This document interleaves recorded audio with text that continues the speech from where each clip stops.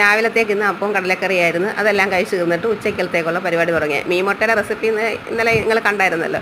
പിന്നെ കുറച്ച് മുരിങ്ങയിറച്ചി ഉണ്ടായിരുന്നു, അത് എടുത്തില്ല, കഴിയെല്ലാം ഫ്രിഡ്ജ് വെച്ച്. പിന്നെ ചീര അരിഞ്ഞ് തോരൻ വെച്ചു. പിന്നെ കുറച്ച് ചക്ക ഉണ്ടായിരുന്നു, അതെല്ലാം ഇളക്കി അതിനകത്ത് ഇച്ചിരി എടുത്ത് കറിയും വെച്ചു. ചീരയാണ് ഇപ്പോൾ ചെയ്യുന്നത്. പിന്നെ മീൻമുട്ട പൊരിച്ചു, ചീര തോരൻ വെച്ചു.